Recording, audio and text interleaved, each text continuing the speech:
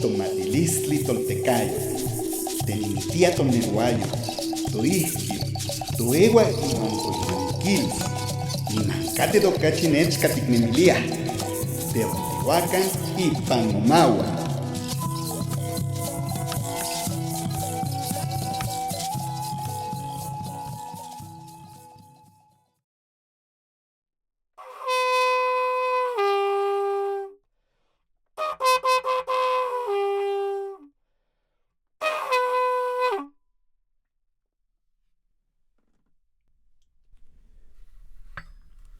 Bienvenidas y bienvenidos.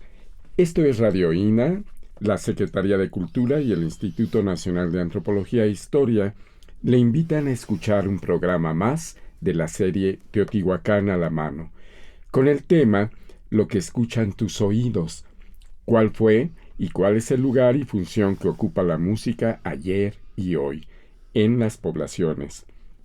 Es la segunda parte de un programa que iniciamos la vez pasada.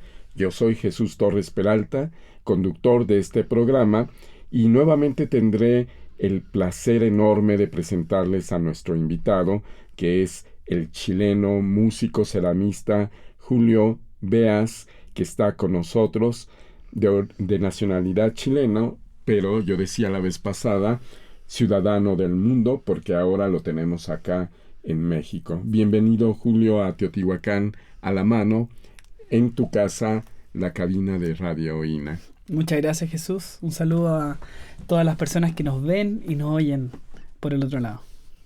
Claro, pues yo decía la vez pasada de Julio que él es maestro en educación musical, es ceramista, tiene una amplia trayectoria a pesar de su juventud.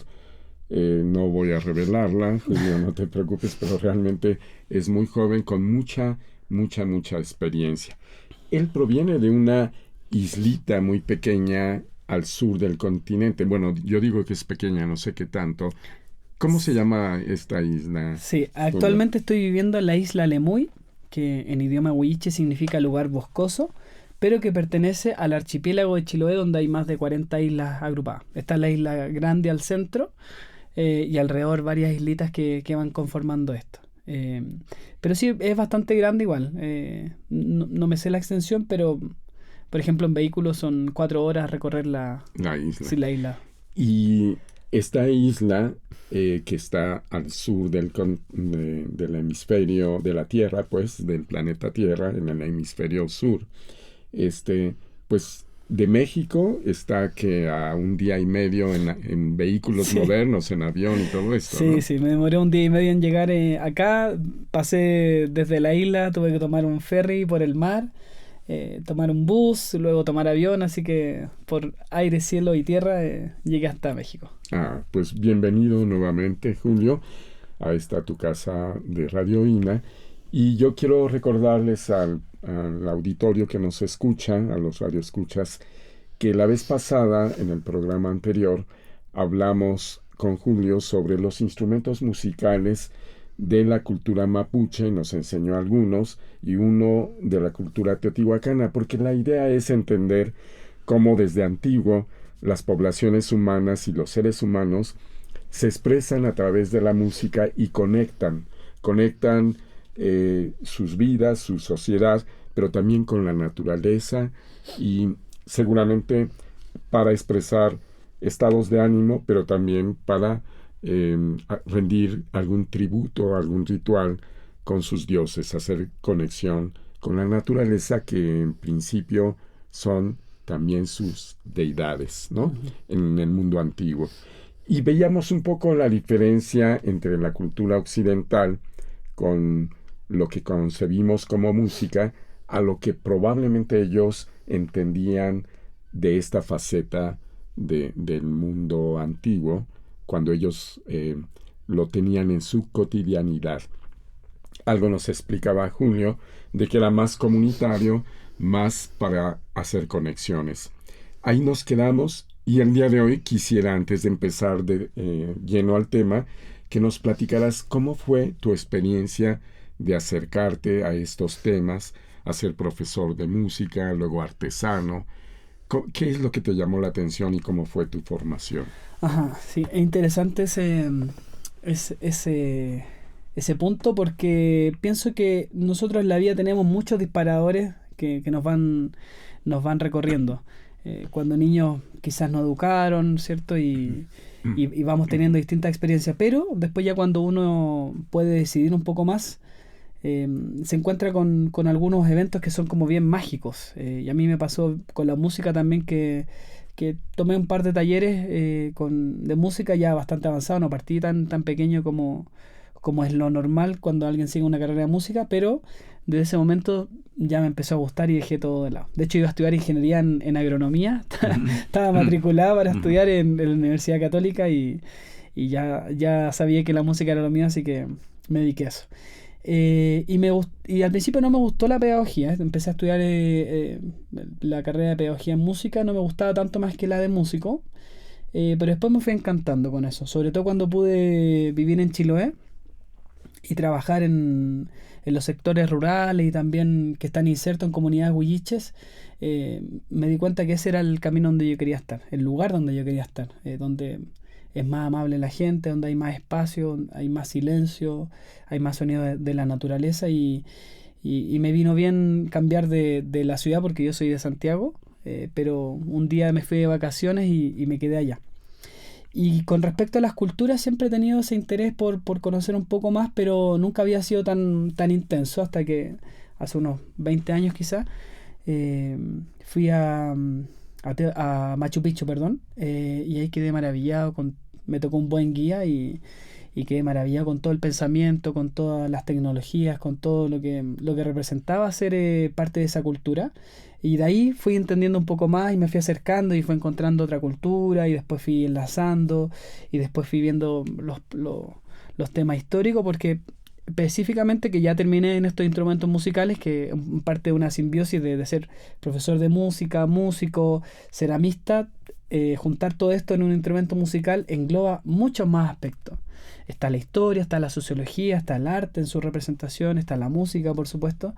Entonces es como un camino muy, muy, muy amplio, muy, muy gordito, donde uno puede ir aprendiendo y bueno, es como un camino de ida porque uno no regresa ya después de esto.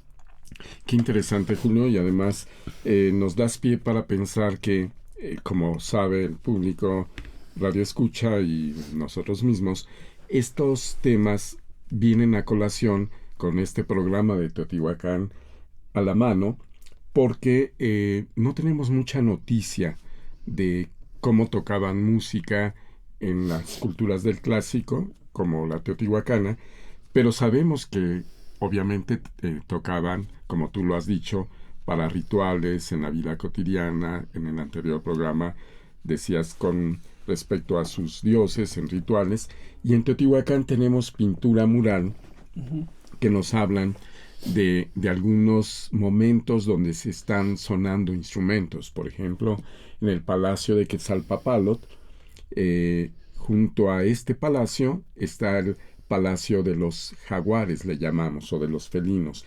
Y ahí hay felinos que están sosteniendo trompetas, ¿no? Trompetas con su boquilla, pero hechas de caracoles, de estos Strombus gigas, si no me equivoco. Son caracoles gigantes y los están tocando estos animales. Y hay varias representaciones donde se están tocando instrumentos musicales aparentemente. No muchas, por cierto. Y en excavación hemos encontrado algunos instrumentos también. Alguno de ellos nos trae la muestra ya de una artesanía que es una reproducción de un instrumento musical teotihuacano. En todas las culturas precolombinas, digamos, había parecidos instrumentos de aliento o de percusión, aunque son culturas distintas. Pero como decíamos, en el mundo antiguo, por estas actividades se tocaban tratando de imitar los sonidos de la naturaleza, ya sea el agua o el viento o los animales, ¿no? Poderosos. Entonces, pues ha sido maravilloso. Y lo que oían, lo que escuchaban ustedes, radio escuchas, auditorio, al principio del programa, era una especie de un instrumento de aliento, no sé el nombre, ahorita nos lo explicas, que tiene yo veo elementos occidentales, una vaca por ahí como parte de la trompeta, digamos, ¿no? Háblanos de esto. Yo hablaba de las trompetas teotihuacanas, pero esta es un poco distinta, aunque tiene probablemente el mismo sentido. Sí, esta es una trutruca, se llama esta trompeta de la cultura mapuche. Bueno, ahora es circular porque también, como tú bien dices, se hace de elementos modernos. Hay un tubo de PVC que hace más flexible esto, pero antiguamente se hacían de una madera, digamos, rígida y larga, la cual se partía a la mitad, se ahuecaba y después se unía con alambres. Y en su boquilla sí mantenía una boquilla hecha también de madera y rematada también, claro, con un cacho de una vaca. Y este particularmente era como digamos, como el WhatsApp de esas culturas, porque podía salvar grandes distancias allá en los valles de Chile y poder comunicar si hay una guerra, si hay alguna reunión, si hay algún evento importante para ellos. Se lo podían hacer con esta tutruca que después también fue empleada para la guerra, también para darse mucho valor y poder combatir. Recordemos que la cultura mapuche es una de las pocas culturas que sobrevivió a la conquista, claro, más de 500 años luchando y que después pudieron firmar unos parlamentos que son unos acuerdos de paz. Pero en sí esta cultura es muy guerrera. Todos los instrumentos también lo van respondiendo a lo que ellos son, entonces son como bien fuertes los instrumentos. Y hablando de lo mismo, te voy a presentar este otro instrumento que se llama cascahuilla y suena así. Y como bien puedes ver, son 4 cascabeles unidos. Pero es interesante este instrumento porque también es parte de la simbiosis de lo que trajeron los españoles. Estos cascabeles lo utilizaban para adornar los caballos. Y luego de las batallas quedaban todos regados por el campo y ellos lo tomaban también a modo de trofeo y hicieron este instrumento que ahora ya está incorporado y es parte también de su cultura. O sea, hay un sincretismo entre lo occidental, el contacto europeo, con las culturas originarias que siguen conservando sus rituales, su manera tal vez de hacer música, pero incorporando materiales europeos. Sí, bueno, y lo vemos en todo. En la comida también ellos trajeron animales que nosotros no conocíamos y también se llevaron cosas que después fueron muy famosas en el resto del mundo. Entonces hay esa mezcla también, o sea, las mezclas siempre también son positivas en algún lado y en la música también pasó esto. Y como te digo, hay momentos en la historia donde sí hubieron acuerdos de paz, donde sí de alguna manera se pudo dialogar y se vio también la capacidad de la cultura mapuche de poder liderar estos procesos y de poder respetarlo. Entonces también es parte de lo que nosotros tenemos que aprender. Fíjate que también algo que siempre, un ejemplo muy claro que doy sobre las cosas buenas que tenemos nosotros que valorar, que al igual que en el resto de los países no hacemos muy seguido, es que gracias a los mapuches nosotros nos bañamos todos los días. Porque con esa mixtura si hubiéramos aprendido su calendario de aseo, Claro. no hubiéramos estado mucho más complicados, como ellos traían todas las enfermedades, la viruela y todas esas cosas que eran así. En cambio ellos sí se duchaban, digamos, se bañaban en los ríos diariamente y eso también lo hacía más limpio. También los incas se bañaban 3 veces al día y sus líderes 5 veces al día, entonces nos habla de otro pensamiento que nosotros contrariamente nos han inculcado y pensamos que ellos no se bañan. Claro, no se bañan o no desarrollan ese tipo de cosas, digamos, de la vida cotidiana que son naturales y que ellos lo tenían muy bien incorporado. Claro, es eso, un tema muy interesante porque parte de las culturas, parte de la ideología o de la cosmovisión de estos pueblos es el baño incluso como un ritual de purificación, de limpieza, de contacto con la naturaleza y una realidad distinta donde geográficamente probablemente abundara más el agua. Entonces, culturas como de América del Sur, como del altiplano central, acá en lo que ahora es México, es famoso para acá entre la población que Moctezuma se bañaba varias veces al día, en fin. No nos consta, pero sabemos que sí había hábitos de limpieza distintos, y en parte porque los europeos tenían otras condiciones, tanto de recursos como de hábitos probablemente.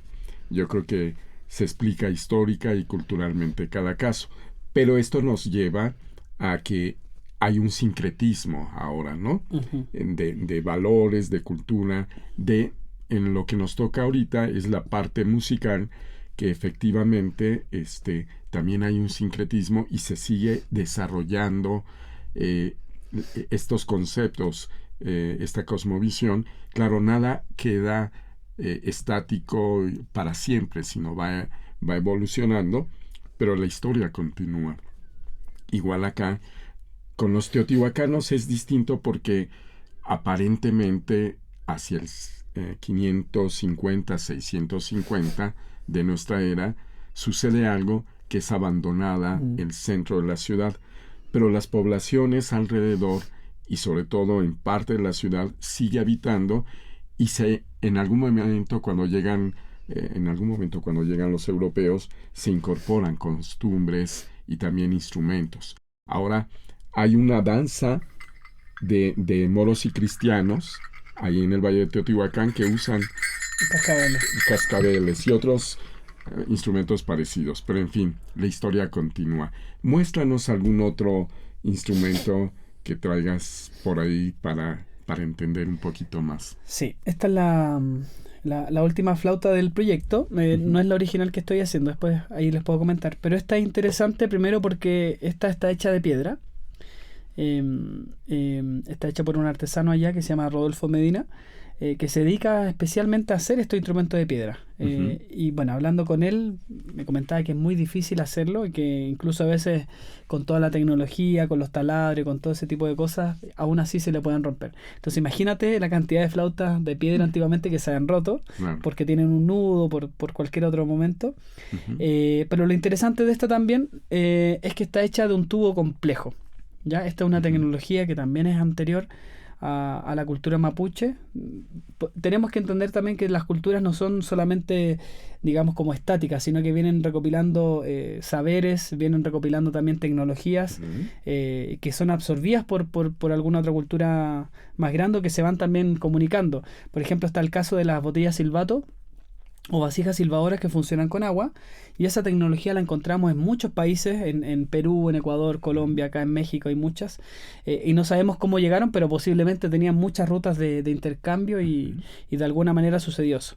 Esta también está presente también en la cultura mapuche y también en varias culturas que están un poco más arriba.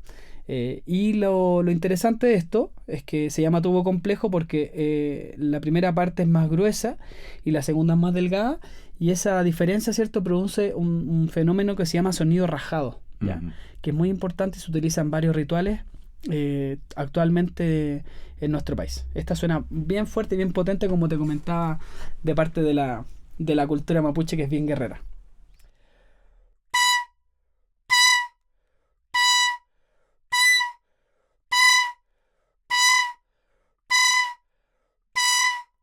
Entonces, no sé si hoy es como una especie como de batimento, ¿cierto? Eso es lo que da el sonido rajado. Y esto amplificado con varios músicos es también otro trance y otro estado también de conciencia que te permite alcanzar otras como otros rituales y otros momentos también en la música. Y es parte también del discurso sonoro que tienen estos pueblos y la manera que ellos han encontrado de poder expresarse también. Y como bien decías, terminando esa idea, esta música que es participativa es muy bonita porque yo siento que de alguna manera tenemos que aprender y aventurarnos un poco a hacer eso, de atrevernos a tocar un instrumento aunque nos suene mal con el concepto de música, pero sobre todo estos que a veces podemos encontrar artesanos y adquirir alguno de ellos, se nos hace muy fácil después poder dialogar con ellos.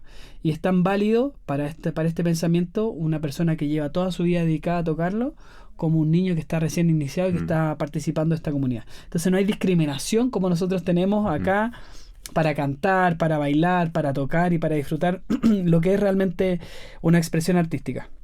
Claro, porque qué interesante, Julio, porque nosotros, por ejemplo, yo si quiero cantar, no me atrevo porque la gente dice, estás desafinado, ¿no? Claro. Tenemos esta idea del virtuosismo o de saberlo hacer. Y en este otro caso, lo que nos planteas es que son actividades comunitarias que se hacen individualmente, pero para participar, ¿no? Es una manera de expresarse. Y claro, habrá gente que toque muy bien, pero de entrada es como para conectarse, ¿no? Conexiones musicales más que una expresión artística en el concepto occidental. Entiendo que dices eso. Lo cual nos cambia todo el panorama, todo el chip, iba a decir, porque nos hace ver las cosas de manera diferente, entonces es más incluyente de alguna manera. Totalmente. En esta labor de educación, de investigación y de educación musical, Julio, tú has desarrollado y vinculado lo que nos decías, aparte de la cuestión de la reproducción de los instrumentos y enseñarlos a tocar. He visto en alguno de los talleres que has dado allá en Chile o ahora acá en México, donde haces participar a la gente.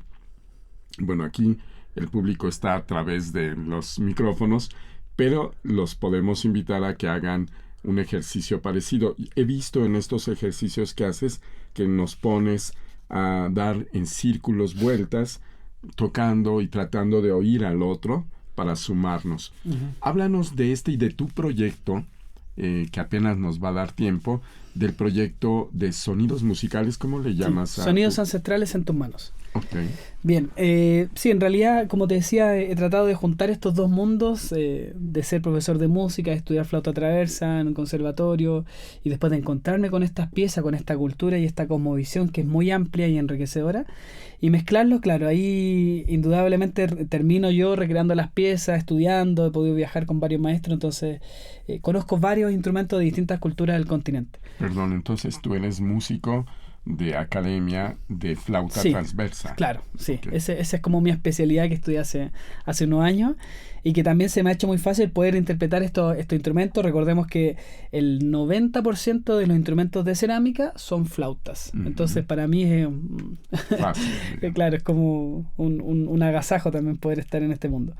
Y específicamente ahora estoy encontrando metodologías, lo que tú hablabas, un ejercicio que se llama Minga Sonora, que me le sucedió un amigo, José Pérez de Arce, con un gran investigador también de Chile, en donde también participa la gente sin tener experiencia y es muy gratificante porque he visto a adultos, lo vimos el día viernes en Teotihuacán, adultos que tocan y se ponen a bailar, terminan muy felices, pueden participar niños, adultos, jóvenes y es una manera también de poder acercarnos sin ser músicos a hacer este tipo de actividades.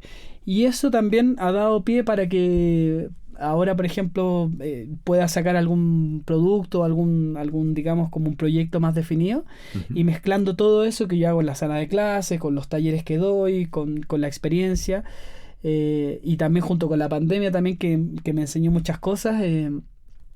Estoy ahora presentando un kit, una propuesta didáctica que se llama SAEM, Sonidos Ancestrales en tus Manos, en donde en una caja de cartón están agrupados todos los materiales que uno necesitaría para poder reproducir 4 flautas de piedra, las que estoy mostrando ahora, y también 4 origamis, también con sentido de pertinencia. Está el cultrún, que es el instrumento de percusión y el instrumento más importante de esta cultura. Hay una ruca, que es la vivienda tradicional mapuche. Está el chucao, que es una avecita bien curiosa y bien identitaria de los bosques templados del sur de Chile. Y está el cóndor, que es el ave también más importante de muchas culturas, también de la mapuche, reunido acá. Entonces viene como toda una propuesta didáctica que estoy haciendo y presentando, y ahora estamos girando acá en varios lugares cerca de Teotihuacán, y ha tenido una respuesta bien interesante. Ha estado entretenido conocer a las personas, dialogar con ellas, ver su experiencia, ver cómo responden a este instrumento, y yo creo que de a poquito nos vamos acercando como a ese conocimiento que queremos ir sembrando en las personas. Qué padre, o sea, ya tienes sistematizado esta parte de educación musical, incluyendo un kit donde tienes elementos de papiroflexia o origamia, que haces reproducciones de elementos de la naturaleza y de instrumentos musicales. Y también con taller de barro, que puedes hacer algunos de estos instrumentos y otros que vas incorporando. Claro. Ojalá pudiéramos después plantear como el código para que la gente que quiera pueda, el código QR, ahondar un poquito más. Pero me gustaría, seguramente ya el tiempo se nos está agotando, no sé si falte algún instrumento de los Sí, que tienes, me queda uno acá. que nos muestres y que terminaras con uno de estos dos que me gustaron por esa... Pero primero el que Mira, nos vas te voy a dejar al tiro un desafío de profesor, te voy a prestar Ok. este y te voy a enseñar cómo se toca. Ok. Así nos despedimos los dos. Tienes que Vale.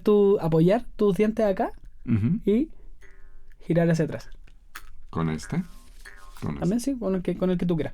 Prueba mientras yo voy explicando ahí. Ok. Bueno, me pueden seguir. Tengo una cuenta de Instagram que se llama Isla de Sonidos, todo junto. Y ahí pueden acercarse y también ir haciendo consultas. Y también yo creo que pronto voy a venir acá. Sí, vamos a ponerlo ahí.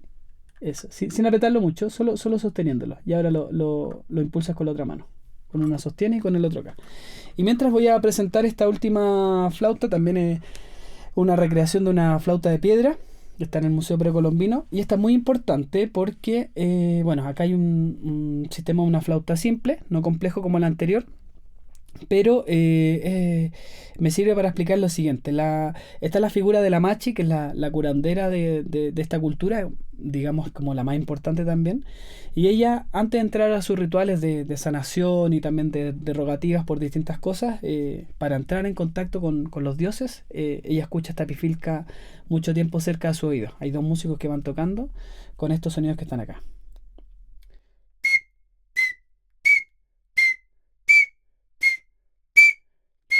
Entonces, ese sonido en un lapso de 2 horas, por ejemplo, ya allá la pueden conducir a conectarse también con los espíritus, con toda su, digamos, cosmovisión y poder bajar y hacer todos los rituales acá. Entonces, todos estos instrumentos, como te digo, son sagrados. Este específicamente tiene el motivo zoomorfo de un búho, también un ave muy importante para muchas culturas, porque puede ver de noche, ¿cierto? También está asociada a la sabiduría, también a la calma.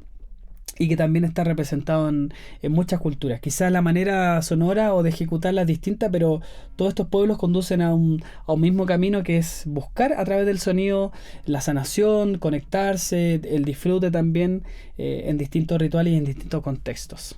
Claro, es que la repetición de alguna oración, de algún canto, de alguna pulsación, de algún instrumento, te lleva a estos elementos de ritualidad y de conexión con las deidades, con lo que crees, pero te hacen entrar en trance. Es como si fuera lo que hace un elemento enteógeno o una droga, que te hace entrar en trance por un elemento químico. Este es a través de los oídos, ¿no? Exactamente. Y a través de ser sistemático o repetido, que es lo que hace de un mito un ritual, ¿no?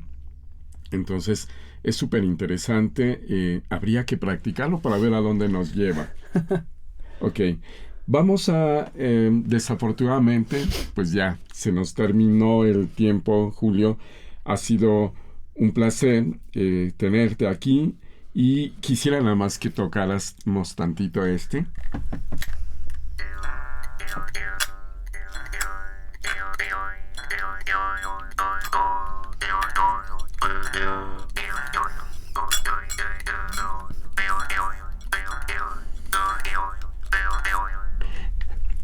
Es maravilloso. Yo tengo que practicar porque no me sale, pero bueno, pues este ha sido un programa más de Teotihuacán a la mano, con esta de esta serie y con este programa sobre música, sobre educación musical, y que tanto nos ha llenado y nos ha dado placer tener a Julio Beas con nosotros.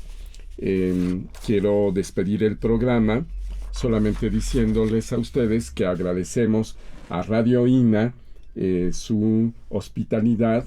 Este fue, como decía, un programa más de la serie de Teotihuacán a la mano, y en la producción tenemos a la Coordinación Nacional de Difusión a través de la Dirección de Producción Audiovisual con Ana Galicia, la Subdirección de Radio INA con Gabriela Marentes, en la realización a Evanibaldo Morales, grabación y edición Rubén Martínez, en el apoyo Marta Hernández, Paula Bedoy y Jerónimo Cuevas. Un agradecimiento, como siempre, especial a la zona arqueológica de Teotihuacán a través de su Departamento de Museos y Comunicación Educativa. Y yo soy Jesús Torres Peralta. Tuve el placer hoy, como siempre, de escuchar a nuestros ponentes, en este caso a Julio, que nos viene desde Chile para dar una muestra de la cultura mapuche y de varios instrumentos de origen prehispánico. Gracias a ustedes. Recuerden, yo soy Jesús Torres Peralta, como decía, y nos vemos en la próxima. Las opiniones y comentarios aquí expresados son de entera responsabilidad de quienes proporcionan la información y no representan necesariamente las opiniones de Radio INA ni comprometen el pensamiento editorial del Instituto Nacional de Antropología e Historia.